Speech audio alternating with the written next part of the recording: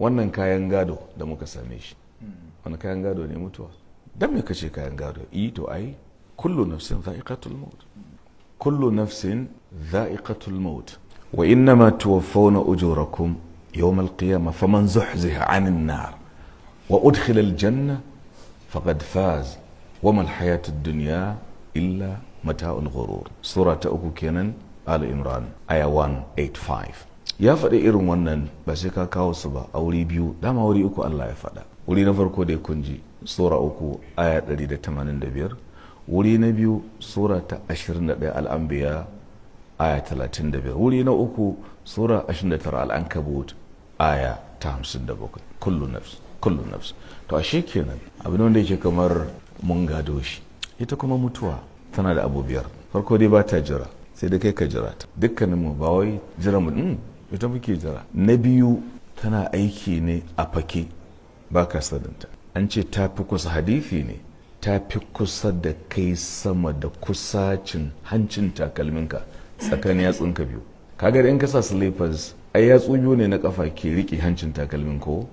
akwai kusaci da ya kai wannan to annabi sallallahu alaihi wasallam cewa hiya aqrabu ilaykum min shirakina li ahadikum ta fi kusa zuwa ga mutum subhanallah to wannan ɗabi'ar ta ne na uku ba ruwanta da waye kai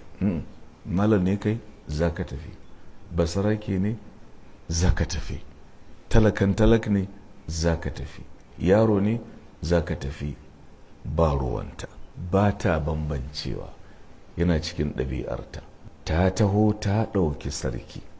mai hawa da dubun dawaki ji mawaƙin hausa ga dubun matsara a ɗaki ba fa masara ba matsara masu tsaro a ɗaki inda ma ta fi ƙara auki ba ta bar fanko maras kwabo ba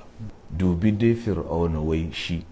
ne ɗagawa ba kamar shi har cikin ruwacin ta bi shi me ce ta bi shi bai haye ba ta makure shi kalli shi bai kai ga abin da ya nufi ba umarun dallaji koro ya mace a kuma shi sallau ba su dalhatu yau a zazzau su aliyu ina aminu babba sun wuce sai ambatansu kyan shigansu da kyan adansu ba ka ƙara ganin ɗayansu in ba zuriyar da sun bari ba mutuwa ke wannan waka ne na bahaushe kuma cike da hikima na'am so karka rudu da ƙuruciyarka ai yanzu na fara rayuwa tukul da kai da wanda ta shiga ciki ta ɗauke shi bai mahaifin shi ba aka yi ɓarin shi fa wani shekaru karka ce ina da mulki yo mulkinka masu mulki nawa ne